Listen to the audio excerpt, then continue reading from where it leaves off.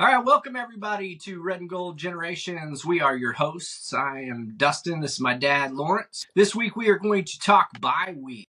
Chiefs are on a bye week this week and still undefeated.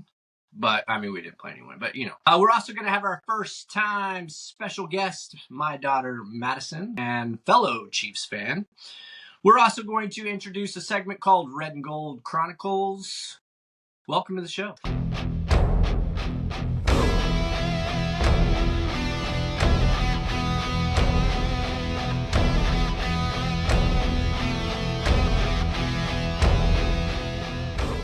All right. Joining us now is Madisyn. Hello, Madisyn. Hello. Well, thanks for coming on as our very first guest on Red and Gold Generations. You know all about the show. Yes. Yes, I do. So what was it like growing up in a Chiefs household with your dad here? It was fun. Mainly would not watch with you. I would mainly just kind of be there. But I also, when I was younger, would also just be like, okay, Dad's busy. So if I want to go to a friend's house, he's more likely to say yes because he doesn't want me to bug him. Yeah, I can understand that. I kind of did the same thing with Dad. It was don't bug him if the Chiefs lost, Just don't do it. That's what I was going to ask, Madisyn.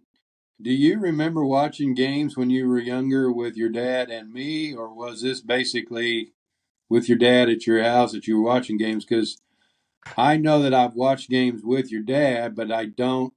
My memory's kind of foggy when it comes to you guys being around. And back in those days, we lost a lot, so I wasn't. No, to be around. I don't remember that. The only time I remember watching it with you is when you'd be on the iPad. And Okay. you guys would be watching at the same time, but not like with each other. So more recently than Yeah. back in the bad old days. See, you've been able to enjoy the Chiefs' glory days. I finally start paying attention and we win. So maybe I'll just keep paying attention and we'll keep winning. You're a good luck charm. I'm a good luck charm. Yes. There you go. Well, it's going around the NFL, and I've got to ask you, what do you think of Travis Kelce's girlfriend? I think that Taylor Swift's boyfriend picked a pretty good match. I think it's a lot of fun. I think it just adds more people into like the little community, even though they don't like each other. It kind of just adds more fun and like gossip that you can just watch and be like, oh, well, where is she? Every game, you're like, is she going to be here? It's just a lot of fun. Do you like it when they show her at the games? Do you think that's fun? I think it's fun because I know it pisses people off. So I'm like, yeah, here she comes. Yeah, what do you think? What do you think when they show Taylor at the games? I know that it sets up the network for a whole bunch of chatter either way, and I think they just use it to their benefit. She obviously has a huge draw regardless of what she's involved in. And, I hope her and Travis can be happy. They have such visibility to everybody in the entire world. How you can have a relationship and, be private at all is beyond me. So Travis and Taylor both seem to handle this really well so far. They seem like they like each other, even, with the cameras on them all the time. It would be tough. But I'm okay with it, but I'm a football fan. Travis is an awesome tight end. His personal life is his personal life. I don't necessarily agree with a lot of things that he does. And I don't like Travis or Taylor Swift's music, but that has nothing to do with it. Yeah. That's fair. Well, I don't necessarily have an issue with them showing her at the game. She's obviously just there to support Travis, and I don't care if she knows football at all. There's a lot of women out there that don't know football at all, but they get excited and have fun if they're, representing their team. And that's what Taylor's doing. She doesn't know football. She doesn't have to know football. She's supporting her boyfriend and whatever. If they want to show her a few times a game, doesn't bother me. Now, if they stop a clip of the game to show her, like in the middle of a play, yeah, we'd have an issue. I think they should have like in the bottom left-hand screen, like a little thing. It's like a Taylor Swift cam. So that the football always stays on, but the Swifties have the little camera view of her constant. So you want a Swifties cam? Swifties Cam, yeah. And make it easier. That's You can funny. get best of both worlds, you know? That's a marketing thing right there, Madisyn. You could invent that, the Swifties Cam. There you go. You need to get together with somebody. Yeah, that's an awesome idea. I'll contact the Chiefs directly. Well, Madisyn, we are playing the San Francisco 49ers coming up. Who do you Super Bowl think? rematch. Yeah, Super Bowl rematch. What do you think? Who do you think is going to win? I think the Chiefs are going to win. And not just because they're my thing. I think the 49ers are a little bit too. They think they're the best. Mm-hmm. So they'll play like they're the best. But they aren't. There's a lot of talk versus not. Just like the Super Bowl, everyone was like, oh, the 49ers they're gonna destroy the Chiefs. And I'm just sitting here like, I don't know, but like, they didn't.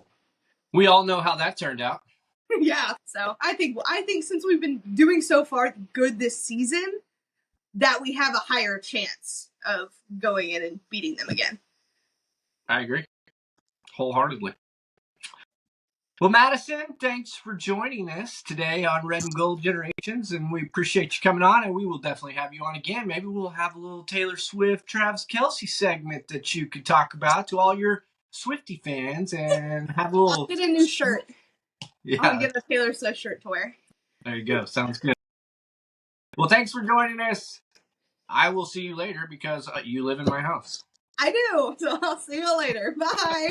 Good to see you, Madisyn. Bye. Bye-bye. Well, Red and Gold Chronicles, new little segment we're going to try and start up. Gives you guys a little taste of Chiefs history. This week we're going to talk about KC Wolf mascot. All right, as always, Dad, question for you. Do you know who the original Kansas City Chiefs mascot was? I had to look this up, so I cheated, but my understanding is that it was Warpaint. It was Warpaint, yes. And in 1989, KC Wolf was introduced. And my next question would be, do you know where they came up with KC Wolf? So I understand that there were a pretty rowdy bunch of fans back in the original Municipal Stadium. And they were rowdy enough that they started calling them the Wolf Pack. So that's where the KC Wolf mascot came from. Yes, sir. You are correct. That Municipal Stadium, when I was, looking up, all about KC Wolf and stuff like that, that Municipal Stadium is a really cool one that I think we should talk about on here some week. I do too. I don't know much about the original KC Stadium at all. I mean, I don't know when Arrowhead came along. I meant to look that up, but it didn't. Arrowhead's what I've always known. I thought that that's what they were playing in whenever I started watching them, and Hank Stram was their coach. So I'm liable to be wrong about that.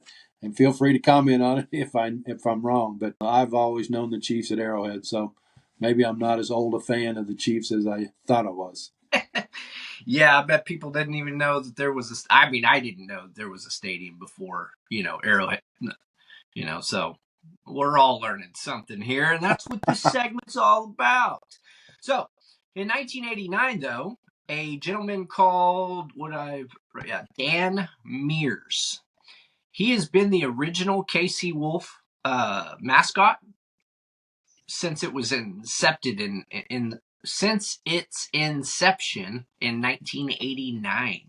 34 years he's been the mascot. Whenever we were looking at this, I did a little research myself, and this guy went to high school there in St. Charles, Missouri. Oh, wow. He also went to MU for all 4 years. He was their mascot the 4 years that he was at MU, and the last 3 years he won, I don't know. I know he got recognition for being one of the top mascots, so the guy's been doing this for a long, long time. I mean, if he's, in his mid-50s, late 50s, he's been doing this basically right out of high school, or maybe he was in high school doing that. But he obviously knows what he's doing. I get a kick out of him when he's running around.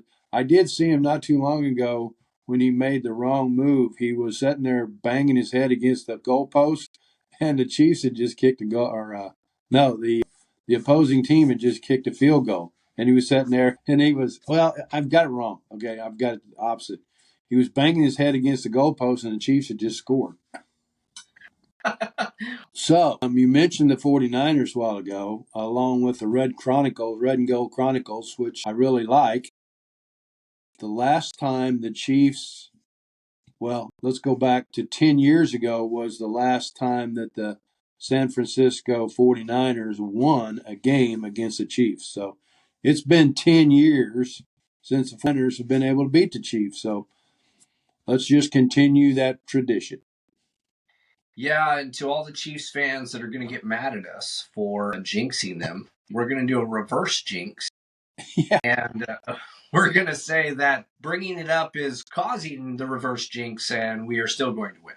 But I don't think this 49ers team can beat us. I don't either. We'll go into what kind of took place this last week in the NFL since our Chiefs were taking life easy for a little bit, hopefully. They're still, even after the bye week, I believe in most of the ranking services, they are still number one. I saw one where the Lions were actually ranked first.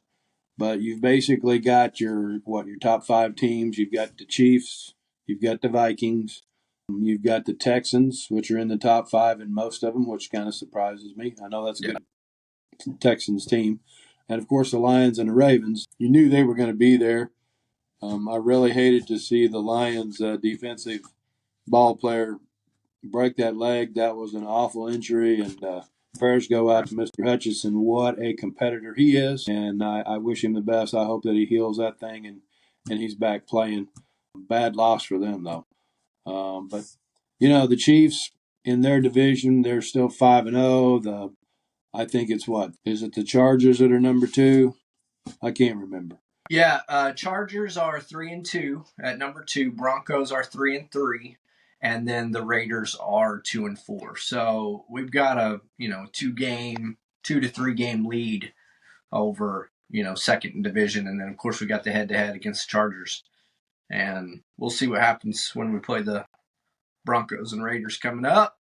They always make it a good game. It seems like it doesn't matter how bad of a team they have, they make it a good game with us. I agree. The Raiders just absolutely, if they have a desire at all, it's to beat the Chiefs regardless of what else is going on. The Broncos have the same desire. We've already put the Chargers away once, so we're just on track once again to just pretty much reign in that division as we have for 7, 8 years now. What a run! What a run! Well, we're going to continue right there. The AFC, you've got the Chiefs in the West. You've got the Bills, the Texans on top of their division. The Ravens and the Steelers, I believe, in that division out there in the AFC.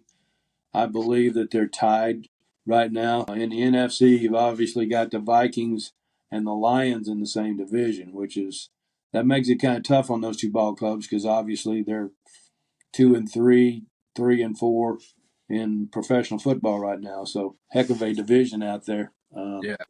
The Falcons and the Bucks, I think they're tied in their division. 49ers, they're playing 500 ball, man. But they've been hurt by injury too. When you lose a Christian McCaffrey, yeah, that hurts. And unfortunately for them, they don't have a Kareem Hunt that they can bring back that I've seen so far. So team that's a really good team and has been playing really well, and they destroyed Seattle. They did. So they're going to come in there pumped up, ready to go. There's no doubt about that. Now, was that the Monday night game, the 49ers and the Seahawks? Or was that Sunday? Because the Jets played the Bills Monday night. That's right. Yeah, that's right. Another Hail Mary for Aaron Rodgers, huh? Yeah. Unbelievable. I can do that. 4 of them in his career. And speaking of the Jets and the Bills, you said it.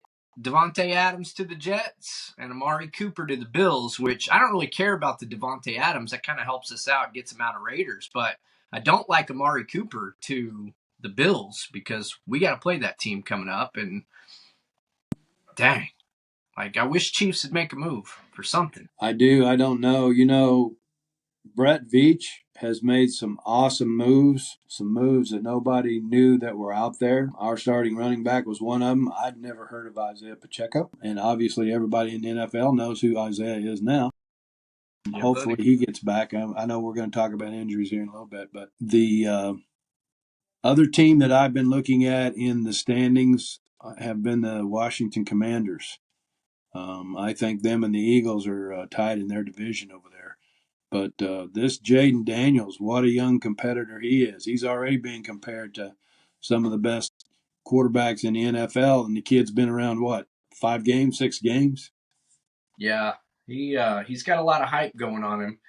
You know, it's always the latter half of the season and that second year that shows whether or not these QBs are actually going to be good, though. And that's what I've noticed. Whenever people start making adjustments to you, are you studying film and can you readjust yourself? Because that happened to Mahomes. You did? Went off on a tear, and then all the defenses adjusted, and he had a rough year that next year after 5,000-yard season and 41 touchdown season. He had a rough season, but he learned and he adjusted. And some of these quarterbacks, we'll see. I mean, yeah, he looks good out there. Nobody has tape on him, though, yet.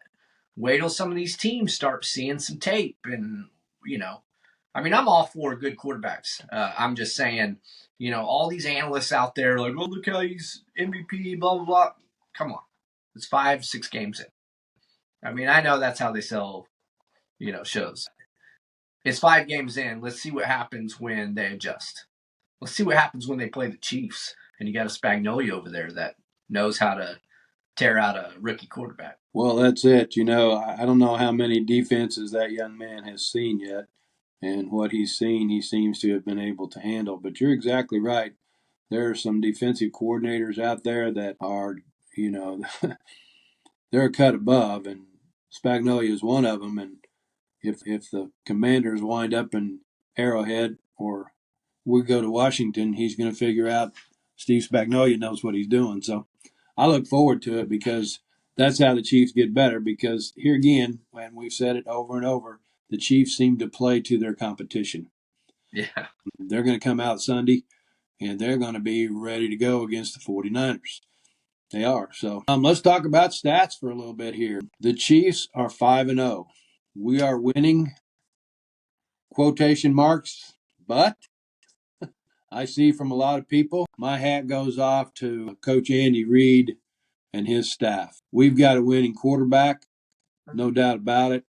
But I tell you what, the master behind the mind of Coach Andy Reid comes on display when you lose guys like what we've lost. And I know we're going to cover the injuries here in a little while. But one of the things that I hope that we can improve is our third downs. We looked up some stats earlier this week, and right now we've only converted 26 of 61 attempts. That's not good. That's not Chief-like. No. That part of that shows in the red zone efficiency. We're 30th in the league right now. So obviously it's like Patrick and it's like Coach Reid talks about every day or every week. They still have room for improvement. And that's what I like to hear from a guy like Patrick Mahomes. He's always got room to improve. And Patrick, everybody knows it. He's not having the year that he's been accustomed to. He's around 1,200 yards, which to me, still in 5 games, it's not bad at all. I mean, I know there are guys throwing 300 yards plus right now, average a game. The biggest thing that I see from Patrick is only 6 touchdowns this year, and he's been intercepted the same number of times. So the offense. A couple of unlucky interceptions. One of them was last week. Yeah. That's unlucky. I still think that if that ball hits a receiver in his hands and it's dropped, that one was obviously dropped. That should not be an interception, but it always has been, it always will be, but still. Yeah, I agree. It's some of the things that go on in the officiating in the NFL. I can tell you this. I see plays every week that make me mad regardless of what team it's on. But I don't want that job, man. I wouldn't want that job. Those guys, to the speed and the agility of guys in the NFL astounds me. It really does. So for those guys to be out there and see that stuff that quickly and a lot of the time make good judgment calls, my hats are off to them. Do I get mad at the refs once in a while? Absolutely. Do I Yeah. get up and shake my fist at them? Absolutely.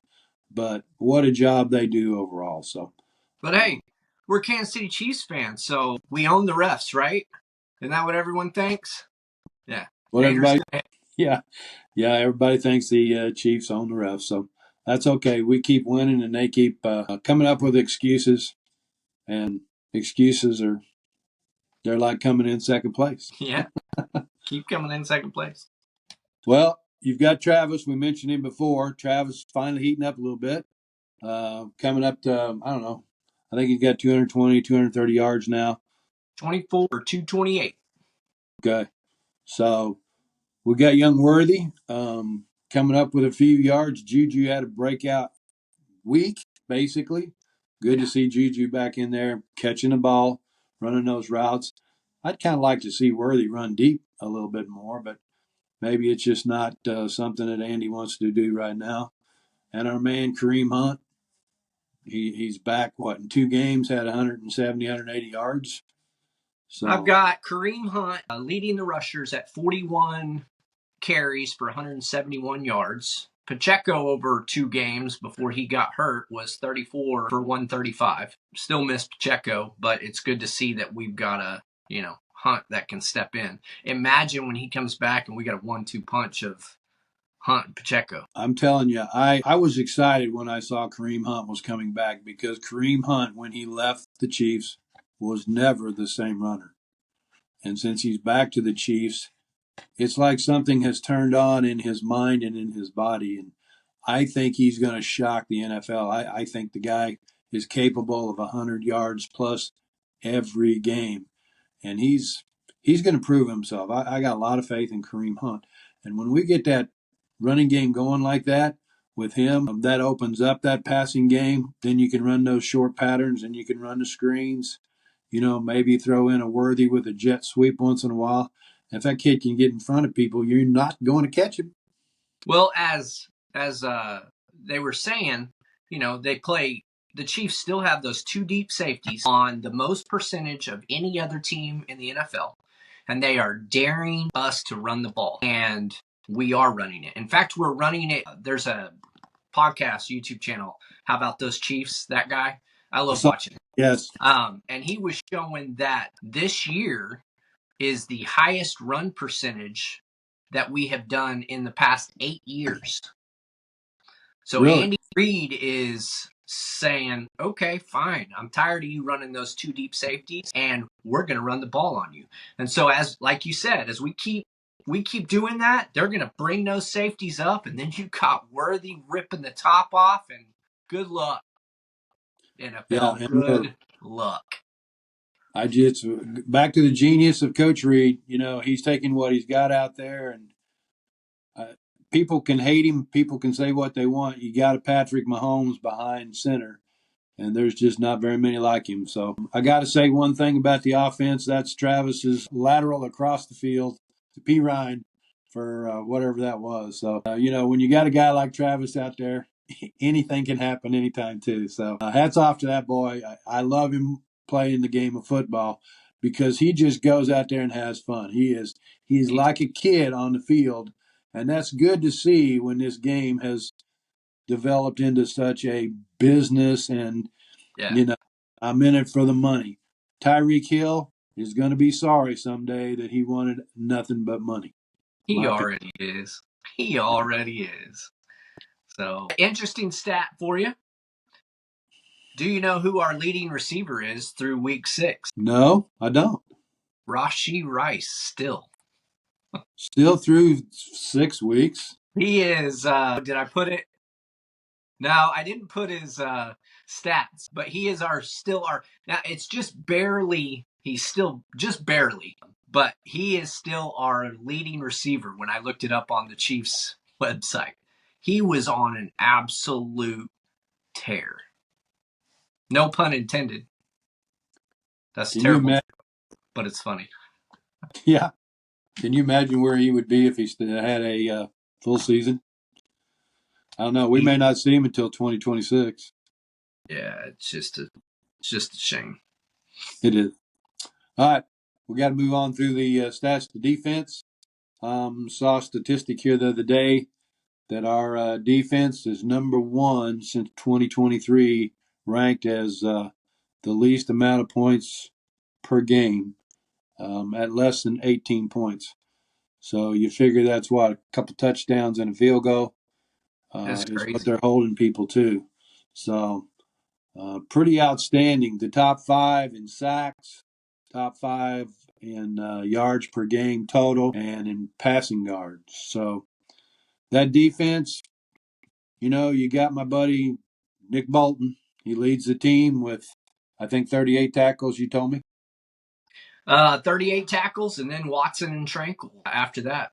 Chris Jones, 3 sacks, leads. Well, Chris is going to be a disruptor regardless of where he's at, and the 49ers are going to figure out that this weekend. I saw a picture here the other day. We were talking about it. Chris Jones is getting triple teamed. Yeah, I saw that. Still leading in sacks. Triple teamed.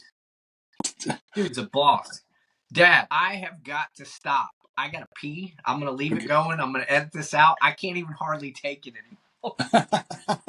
You drank too much coffee. I did. Hey, I want to recognize my coach, Mike Rader. Went to school at Lockwood, Missouri when I was a kid. He was my high school football coach. Coach, I believe, turns 75 today. No finer man that I've ever met on a football field. Love you, Coach. Happy. It warned me that I should put my thing on Do Not Disturb. I'll remember that. Oh, yeah, because it still shows 32 points. Yeah, I see it too. So interesting. Well, I think we're good. I guess we'll find out. While you were gone, I did a recognition for Coach Rader. He's turned 75 today. So there'll be a little segment in there of me wishing him a happy birthday. So if it is still recording, get that out there for a short for me so I can put that on his Facebook page. Will do. Yeah, sorry about that. My eyes were floating, and I was just sitting there, and I'm like, there's no way I'm going to make it through the rest of this. That's the beauty of being able to edit stuff. Old man bladder. Hey, who knows? This might make it a short. People might think it's funny that I got to pee in the middle of our show. I don't know that I've ever seen that, so hey, maybe get it out there and try it. I do know that the Kansas City Chiefs defense, in my opinion, the reason that we're 5-0 might be the reason we're going to be 6-0. Well, Brock Purdy, I still say it. Look, I know he's got weapons and he's doing okay, but I don't think he's the quarterback everyone says he is. Imagine a Mahomes with a Deebo Samuel, Christian McCaffrey, a George Kittle, and what does that look like? That looks like the Kansas City Chiefs, and what have we done? Won 3 Super Bowls. So that's what I say. Like all those weapons, and they haven't done much with it. And I think Spags is going to pressure him all day. And that kid is, he's going to try and throw short balls. And you got Bolton there who, man, he reads that short game like nothing. You can't run the ball on us. You can't. No, you've got too good of a defensive lineup right there from the linebackers in the front 4. They hawk the run in most cases. You're not going to fool him. I think Brock Purdy is a good, as they always have said, a good game manager. I feel like that he has a pretty good horizontal game. I don't know about his vertical game, and I don't know how healthy Deebo is right now. I know that he seems to be on the injury report more than he should. Yeah, he was on my fantasy team, and I dropped him. Sorry, Deebo, but you're injured too much. And I'm 5-1 on my fantasy team, so I'm doing something right. There you go. There you go. Well, who needs to step it up, Dad? My personal opinion is Juwan Taylor. I am really tired of seeing him get penalized. False starts, holding. He is responsible for 25% of the Chiefs' penalties this year, and he led, I don't know about the 6th week, but he at least is very close to leading the NFL in penalties. And something's got to change. I just don't feel like Coach Reed is going to allow it to happen. That's not something that you just step into either. But, being an offensive lineman, guy's huge. I mean, he's what, 6'4", 6'5", over 300 pounds. And I understand you got to get out there because you got guys like Max Crosby, you got guys like Bosa, you got these guys that are just unbelievably quick, trying to get around you and get to Patrick Mahomes. But you got to get your timing down. That's my personal opinion on who needs to step up. I like it. Yeah, he's killing us sometimes. I mean, he does a heck of a job on some of these players, like you said. But I'm going opposite side. I'm going Wayne Morris, left tackle. I mean, that is where we're catching our pressures. I mean, you got Juwan Taylor holding and jumping off sides, or sorry, false starting, and then you got the left tackle just letting people in. And Mahomes is getting pressured a ton this year. And most of it's coming from that left side. And, who's the other guy? Who's the other left tackle that they put in every once in a while with number You 98? think you think we butchered Olave's name? I'm not even touching this guy's name. I think, I'm not sure. It's either Hawaiian or Polynesian, and I apologize because I don't know. Yeah. Good young stud kid, but I don't know. Was it against the Bengals that they pulled him and put Morris in because he just simply could not hold Henderson anywhere close to the line of scrimmage? Is Morris healthy though? I mean, he was hurt a little bit, but I mean, he's been playing, so he's not on the injury report. So I don't know what was going on with him. I don't remember what was going on with him. But I mean, he just, those speed edge rushers are just blowing past him. And that's a big concern to me. I mean, I say that we're still doing good, but Mahomes that is one way, that is a kryptonite against Mahomes. Pressure him and get him. Well, I say pressure him quickly, because you can pressure him late and he's gonna tear you up. But you pressure him early and get him off of he'll get to his first read, but you get him off of his second read quickly and he tears out too early, in my opinion, sometimes, and you'll get him having a bad game. That's what the Bengals do really well. And I feel like that is one reason we, struggle against them every year. But yeah, I think more left and right tackle. Yeah, they need to step it up this game. And I'll tell you, those refs, and you'll see it, we're going to get a lot of holding calls because everybody and their dog griped about the calls during the Super Bowl, and Bosa, was saying, oh, I was getting held. And we're going to get a lot of bull crap holding calls. It's going to happen all game long. I just know it. And it's going to tick me off. Because, just call it normal. Again, call it like you normally call it. Don't let people influence your calls. If it's a hold, it's a hold. 100%. I'm calling it. We're going to have more holding calls this game than we've had all season long. Well, I'm like you. I agree. I've seen some tape of, I call it tape. It's video, obviously. I'm back in my old days of tape, but you see it all the time of getting away with holds. So yes, I hope that they call a clean game both ways, because you can't tell me that other offensive lines aren't doing the same thing. It's just the Chiefs are winning, and it's back to, who do we hate? We hate the people that always win. So, right. Chiefs haters, bring it on, because we can beat you if our offense doesn't do well at all. We've proved it over and over. Well, Bosa can't do anything against the run. So, and where do we run it? Right up the middle. That's what Absolutely. I love. We run it right up the gut. We get good at running it up the gut, and all these edge rushers aren't going to matter where squat. And that's where Chris Jones is such a beast, because he doesn't even have to line up on the outside to sack you. So he can stay in the center, he can clog up the middle for the run, and he can sack your quarterback. We've seen it over and over and over. Yeah. That brings up my buddy Charles Minihue. Charles even posted on one of his, I don't know if it was his Instagram account or something, that he was planning on being back like late November or something, but Coach Reed says it's going to be a little while. So I don't know if he's wishful thinking or what, but he ripped up people last year when he got back into good form. He'd tear up that 49ers offensive line. We're going to be a dangerous team coming into this year. Dang, we got a lot of, if we can stay healthy now, please. Brett Veach, I will say one thing. You have no more wide receivers left. If one person gets hurt, you got Sky Moore starting. That should scare you enough. Just, we need depth.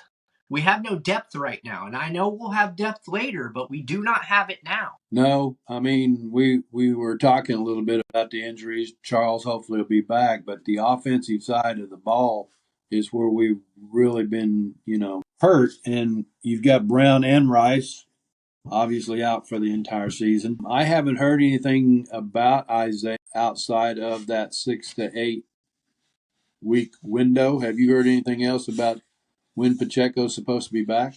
No, here's what I do know. Bone takes 6 to 8 weeks to heal. So he had a fracture and he had it repaired. So it should be straightforward and it should be 6 to 8 weeks to heal. The only issue then becomes, how does he look after it heals? So that is going to be more telling than the actual injury itself, is how does he look? How does he run? Because, that's got to be in your mind, a little bit, and we'll see. But no, we should get Pacheco back by, definitely playoff time. We're supposed to get Hollywood Brown back by playoff time. Really? Yeah. Now, he had they called it a season-ending injury, but that's they said the regular season. They expect him to be back by playoff time. Now, here's another caveat to that, though. You've been out the whole season. You never really had much time to work with the team to begin with, and then you're going to come back into playoff form. I don't know that he'll get much playing time. He might get to rip the top off, which will be good. You got Imagine Worthy and Hollywood Brown on the outsides, and then having Juju and Kelsey across the middle with Noah Gray and any other tight end that we have, because we can throw it to all of them. Jody Forston. We'll be in good shape. And who steps it up the most? Travis Kelsey. When it's go time, boy's still got it. Not worried. He does. I don't know. I've been doing some research on Clyde last couple of weeks. A lot of mixed emotions about Clyde, but one of the things that I have, and I've seen him do this in games, is he's a good receiver out of the backfield. And so if he can get healthy and we can use him coming out of that backfield with some of those screens like we did with P. Ryan or somebody like that, and he's got the hands across the middle or something like that, we could certainly use that. And he could be that receiver that fools everybody coming out of that backfield. And, the guy can run when he gets the ball in his hands and gets to open space. I'd love to see him step up his game too. All right, moving on. We're going to do a nice little fun segment to end things off. Superstitions. Do we have them? Who's got them? Let's talk about it. Dad, do you have any game day superstitions that you follow every single week? When you brought that up, I had to stop and think, and I don't know that I really do. It's been so long since I've played football. Probably back when I was a kid, I had some kind of crazy superstition when I'd go play the game. As far as watching the game with the Chiefs, I don't know. I try to wear red every week. So, to me, I think that's my superstition is I believe they do better if I wear red. So, my superstitions go back and forth, and what I mean by that is if I have been wearing it and we are rolling, I will wear it. So the very first year we won that Super Bowl with Mahomes and company, I had my first jersey, the Mahomes jersey. It's the first jersey I had ever bought. And I wore that and my red Chiefs socks every single game I was home. I work every other weekend, so there were games that I was at work. And every game I was home, I would wear that. This season, I've been wearing my white and red socks, but I haven't always wore my jersey this season. But now I won't go on game day without my white and red socks. I even wore them to the store the other day on a Sunday. So, yeah, I've got superstitions, but they go more with how we're going and like what did I wear the first couple of games. And then I'm like, okay, we're winning, and I was wearing such and such and such and such, so I'll stick with that. So some famous Chiefs players' superstitions. Patrick Mahomes, he has a lucky pair of red underwear, and his wife bought them for him, and he will wear those every game. He wears them every game day, is what he has said. And some weeks, if they are on a winning streak, he will not wash them. So, good superstitions. I love good superstitions. Travis Kelce, he said he's not very superstitious, but he does eat French toast before every game. Now, he calls it for carbing up, but I'd say that's superstition. Yeah, there's lots of carbs out there. French toast before every game. Yeah, both of those are pretty wild in my opinion. I understand wearing the same underwear, but I'm not sure I understand wearing the same dirty underwear. And French toast would not be on the top of my list for breakfast, but I'm not 35 and in the health that Travis Kelce's in either. Yeah, right. Superstitions, I mean, they track all kinds of sports, so they're huge. And if anybody out there has got some, man, list them on that comment section. I'd love to see them because I'll help you out if it means the Chiefs are going to win the game. That's right. All right, thanks, everybody. We'll see you next week after the 49ers game, and we will definitely be lighting the candle next week because, we're going to go 6-0. We're going to beat the 49ers. See y'all later.